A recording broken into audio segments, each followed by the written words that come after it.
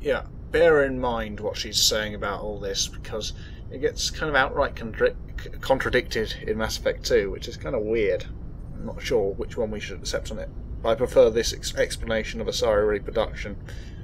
It makes most sense in terms of seeking out other parents for their genes, as it were, rather than in Mass Effect 2 what's posited is it's merely a randomization thing, which really doesn't make sense given the history of one of your party members in Mass Effect 2. What happens to your partner after the union? Every relationship is different. Some unions are a single encounter with both parents parting ways afterwards. Others can be more long-term. Sometimes an Asari and her partner will stay together for many decades. Do you know who Matriarch Benezia chose as her partner? She rarely spoke of her partner, though I know my father, if you want to use that term, was another Asari. Benezia never told you her partner's name? Union with our own kind is no longer common, not for the purposes of reproduction. Most Asari believe it weakens our species. Asari daughters inherit racial traits from the father species. If both parents are Asari, then nothing has been gained, or so conventional wisdom would hold.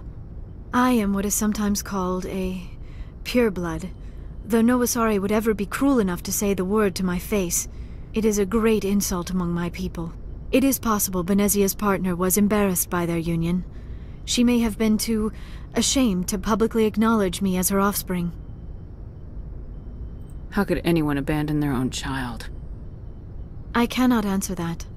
This is all speculation on my part. It is possible she wanted to be part of my life, but something happened to her before she had the chance. Benezia never spoke of her partner. Whatever happened, it caused her too much pain to dwell on it. She raised me by herself, though that is not uncommon. Many Asari raise their children alone, particularly if the father species is short-lived. Often the partner will pass on long before the child reaches maturity.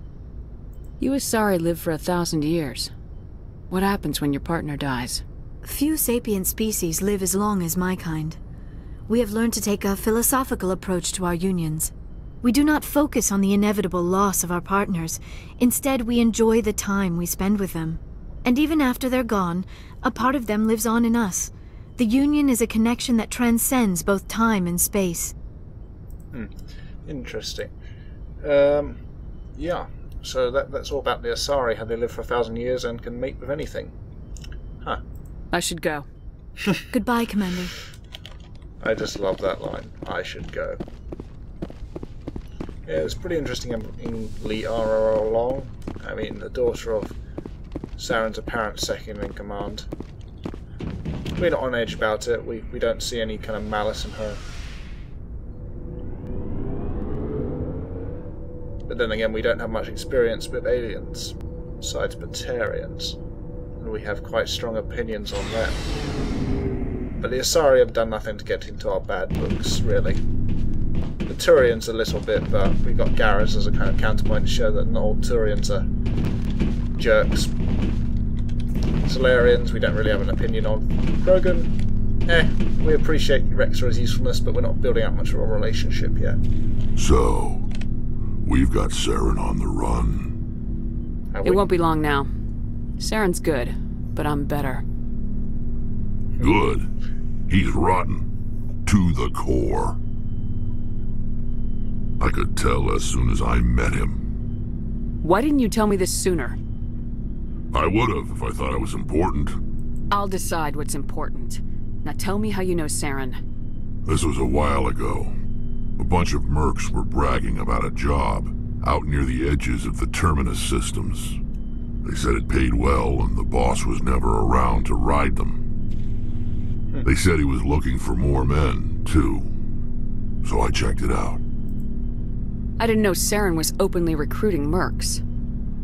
It wasn't that open, and he only showed his face once. We'd been raiding ships in the area for months when we took out this massive cargo freighter. Our biggest haul yet.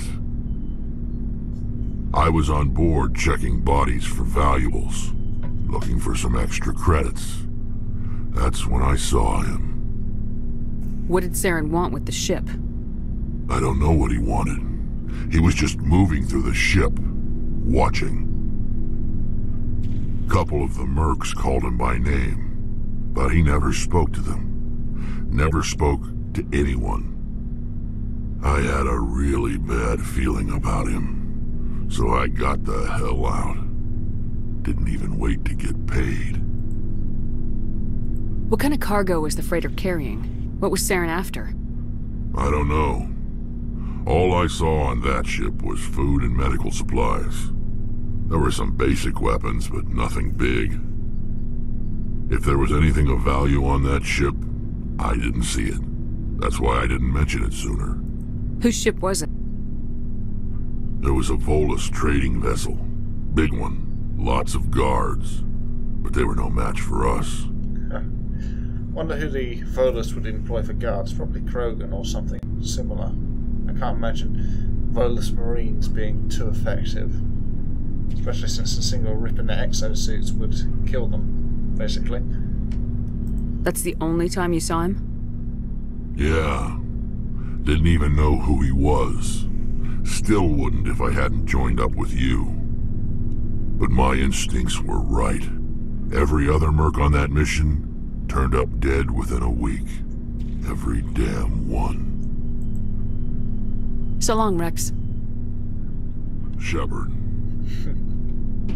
As you can see from that, Rex has quite a few interesting stories, and that's the first one of them. So, Saren was obviously looking for things, probably artifacts, and was turned bad quite a while ago, if Rex is to be believed. Oh, hello, Shepard. Like I need this. No. Are you okay?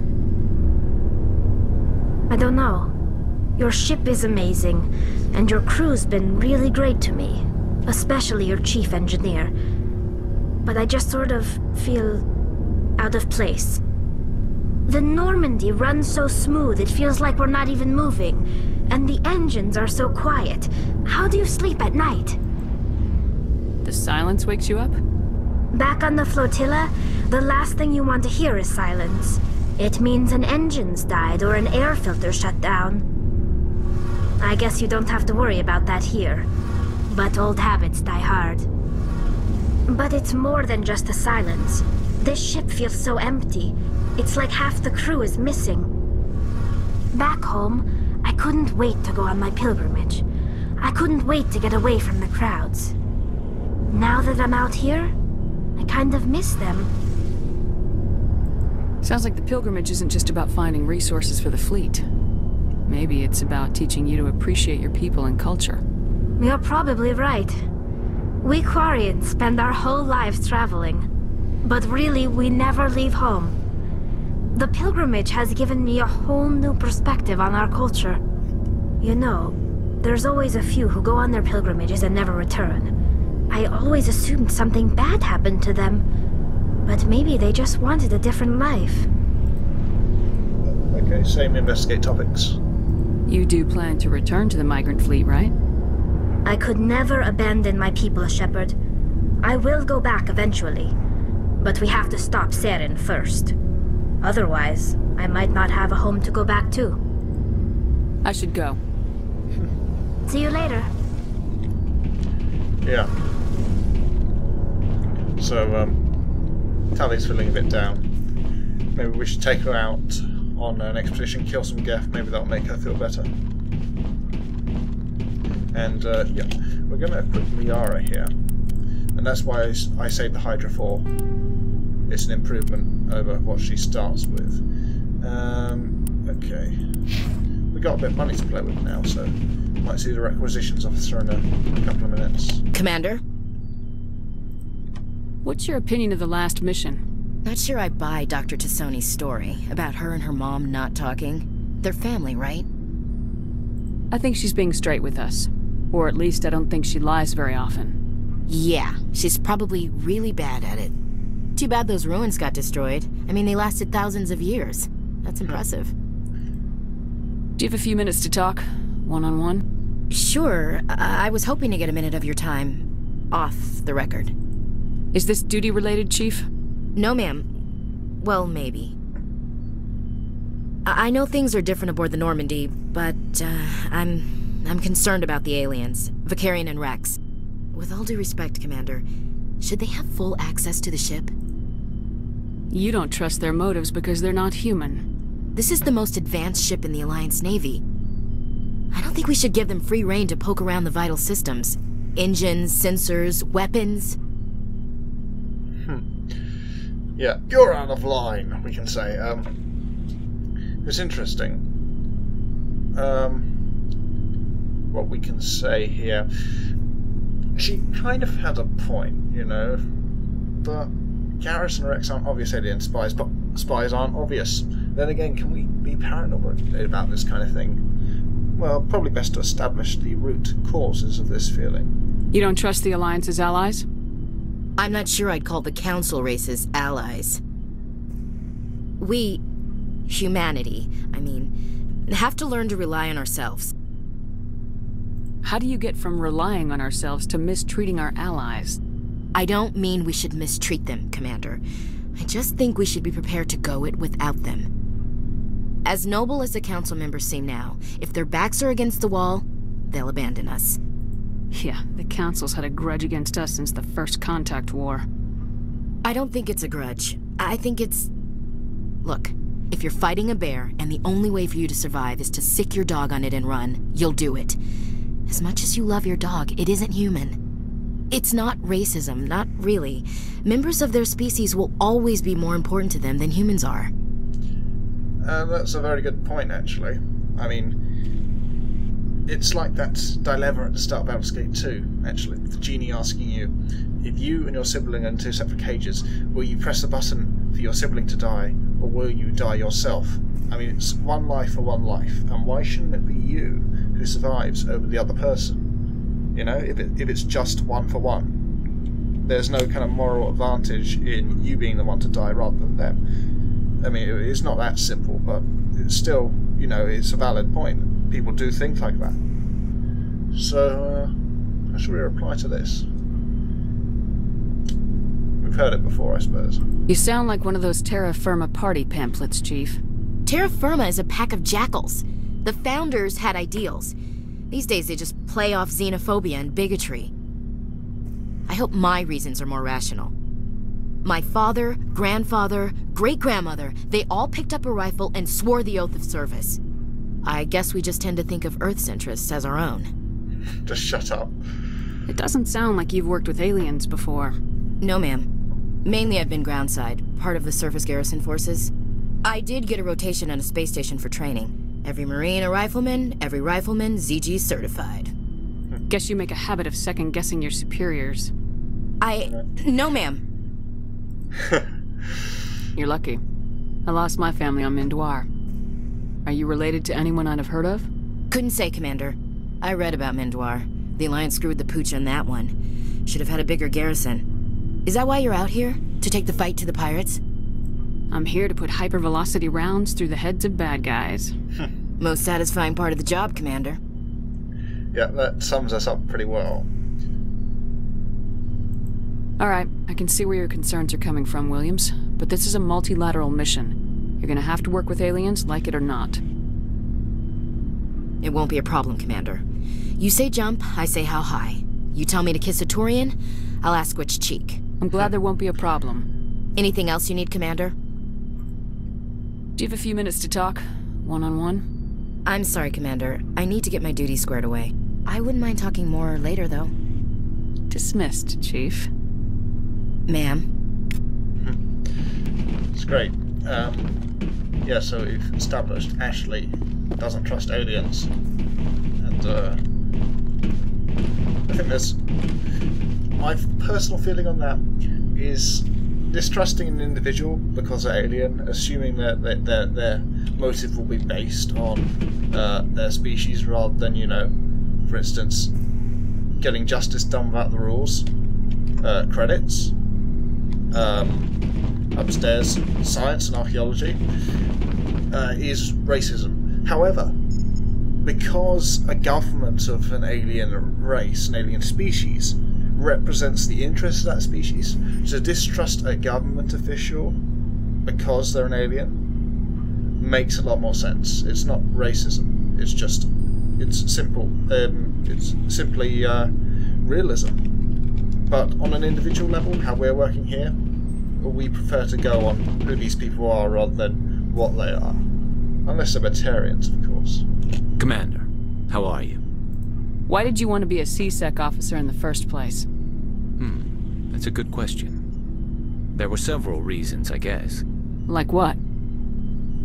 Probably the same as most officers. I wanted to fight injustice, wanted to help people. I guess my father had something to do with it too. He was CSEC, one of the best.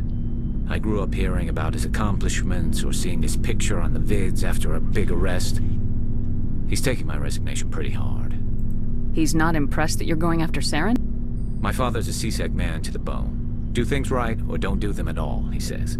He thinks I'm being too rash, too impatient. He's worried I'll become just like Saren. He actually talked me out of becoming a Spectre when I was younger, for the same reasons.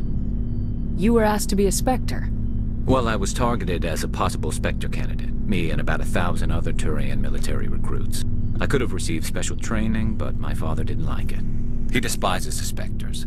He hates the idea of someone having unlimited power with no accountability. He wouldn't like you, Commander. No offense. Not all Spectres are like Saren, you know. Of course not. But Saren's not going to play by our rules, CSEC's rules. If you want to nail Saren, you need to send someone who isn't restricted by policies and procedures.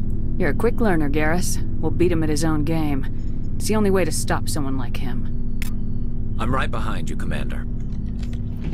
Yeah. As far as Saren goes, our authority is based on kind of arbitrary judgment, but we think nobody thinks they're the bad guy.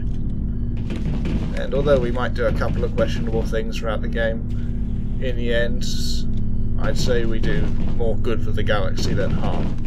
And we generally aren't dickish without having not to be. Looking for supplies? Or having to be, rather. Let's see what you got. You bet, Commander. Okay, oh, Mantis. Oh, this is really nice. Yeah, I think I'll take a Mantis. And is there any kind of... Okay, there's no better sniper or anything like that. Yeah, I think I'll just take the Mantis and stick it on Garrus. He's coming with us on our next mission, I think. I'd like to bring him at least. I can't wear it yet, but we can upgrade him. He's probably got enough points but at this point to slap some meteor armor on him. So yeah, we know our crew a lot better, or we know our squad a lot better. Now, learn a bit more about them over the course of the game, but establish basic motivations, or a bit deeper motivations in some cases, as well as some history. We've made our views clear on a couple of issues, and next time we're going to prevent a major disaster, hopefully. So see you then. Status. Sensors reveal 3 fusion torches propelling asteroid X-57. At its current rate of acceleration, the asteroid will collide with Terra Nova in approximately 4 hours. Hey.